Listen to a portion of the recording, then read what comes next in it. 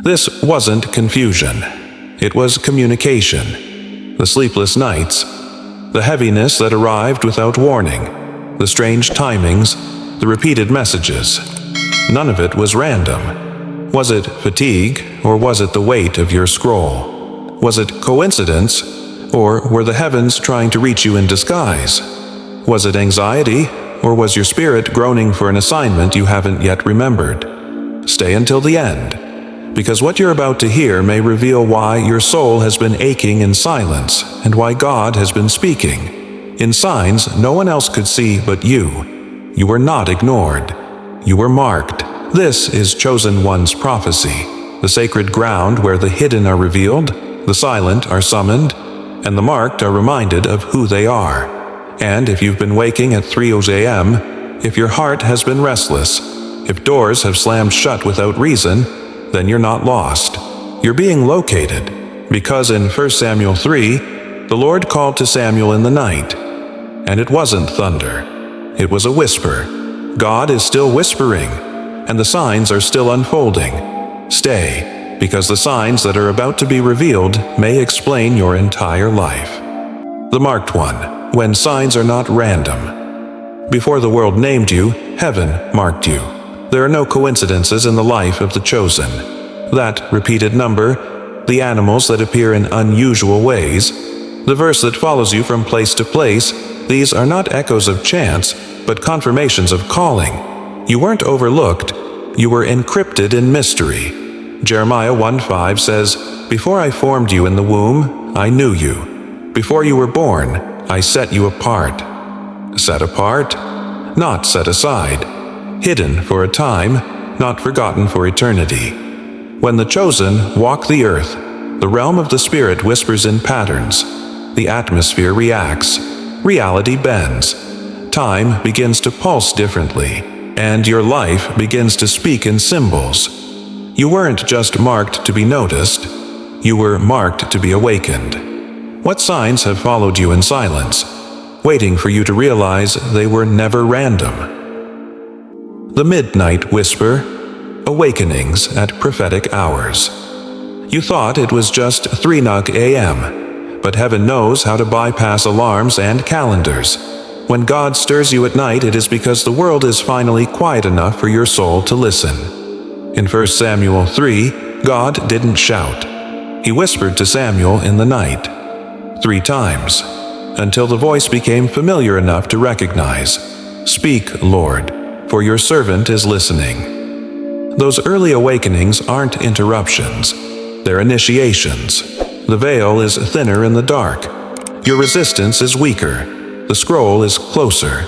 When you rise at these hours, you enter the timing of Jesus, who withdrew at dawn to meet the Father.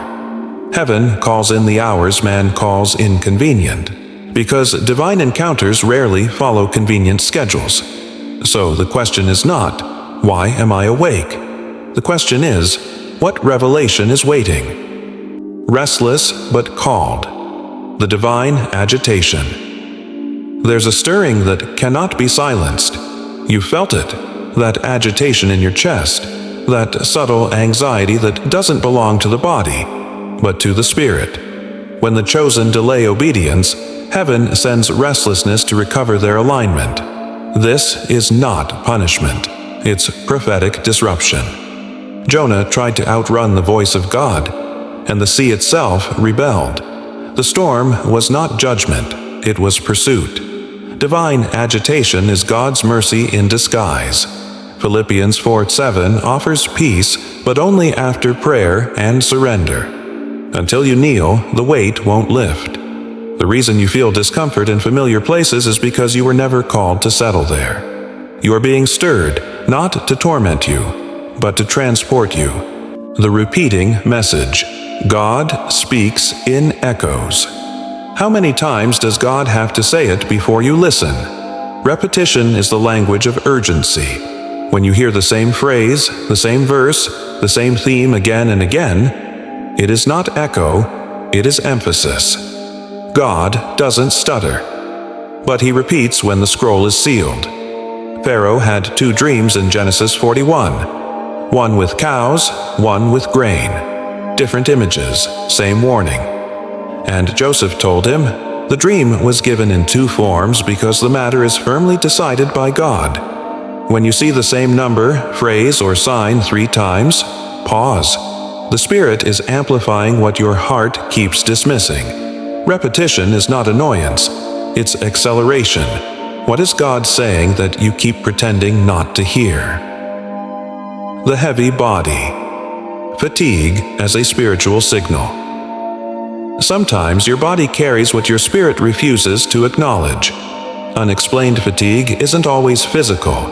It's often prophetic. Heaven knows how to stop a chosen one when they won't pause on their own. When your spirit is dry, your strength leaks. Jesus said in Matthew 11:28, "Come to me, all who are weary, and I will give you rest." Not sleep. Rest. Soul deep renewal. Elijah ran from Jezebel until he collapsed beneath a tree. And what did God do? Rebuke him? No. He fed him, then told him to rest again. Only after stillness came the whisper. Prophetic fatigue is heaven's hand on your shoulder saying, "Sit down. I'm not done speaking yet." What if your exhaustion is not a limitation, but an invitation? Closed doors, sudden shifts, redirection is revelation. You cried when the door closed, but heaven was cheering.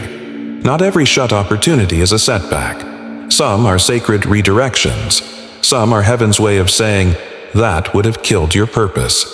Proverbs 3:6 promises, "In all your ways acknowledge him, and he will direct your paths." Not confirm your plans, but direct your path. When God slams a door, it's because the next hallway is time-sensitive. You weren't denied, you were delivered. The Red Sea looked like a dead end until it became a doorway.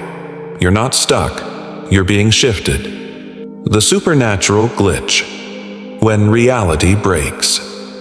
There are moments when heaven peels back the curtain, just enough to remind you this world is not all there is. A stranger speaks your exact thought. A phrase echoes in your spirit before it's said. Peace falls like rain in the middle of chaos. These are not glitches. They are divine invasions. Exodus 3.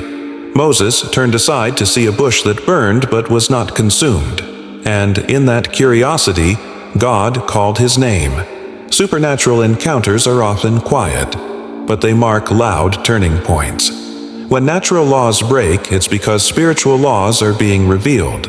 Have you been dismissing the very sign that was meant to deliver you?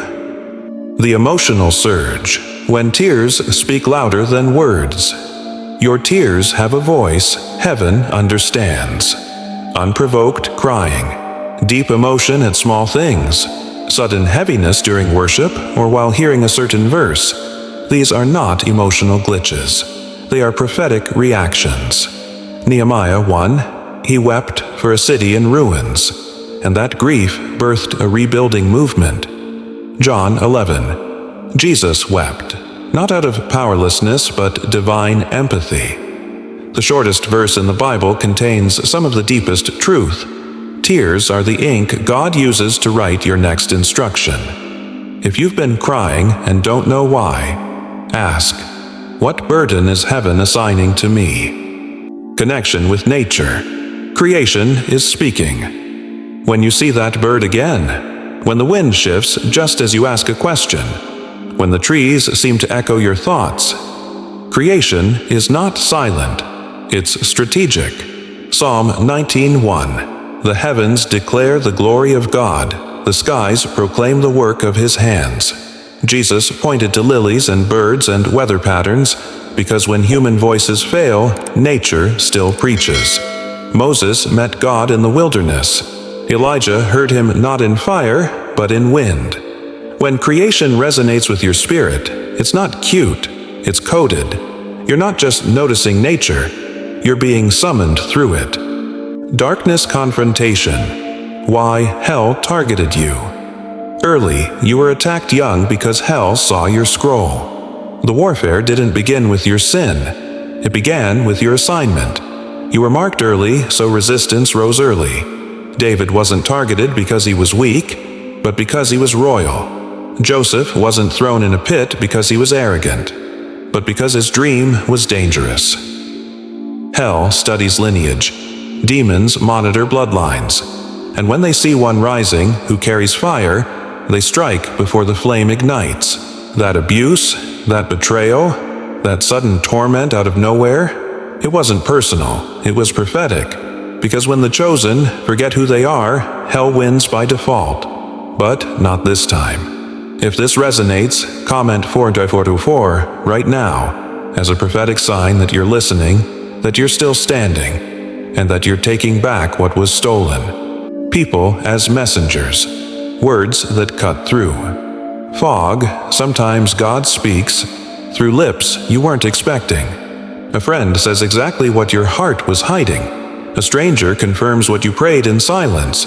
A mentor looks at you and names your destiny. Acts 9. Paul, blinded and broken, receives clarity not from heaven directly, but through Ananias, a man sent by God with words that healed and commissioned. When the chosen won't hear the whisper, God sends a voice wrapped in flesh. Pay attention to what's been said 3 times lately. You're not just being encouraged, you're being aligned. And if someone shows up and says exactly what your spirit already knew, don't brush it off. That may be your Ananias moment. What you thought were disruptions were invitations. What you mistook as delays were divine disguises. Every sign, every silence, every shattering moment was heaven's way of saying, you are not forgotten, you are being formed. You didn't imagine it, you didn't make it up. You've been followed, because you've been chosen. You have walked through fire that should have destroyed you. You've waited in silence that should have silenced you. But you're still here. And now, your name is echoing in the spirit. You are not the same as you were when this video began. You are standing at the edge of your commissioning. You have been marked. You have been forged. And now, you're being sent. If this word pierced your spirit, comment 777 as your prophetic agreement. Type it with reverence. Type it with faith. Type it because you know something shifted inside you. Then share in the comments what part gripped you. What sign have you seen before, but now finally understand? And if your spirit knows this is your tribe, subscribe to Chosen One's Prophecy, because this remnant is rising, together, in power, in clarity, in purpose. You are not alone. You are the next echo.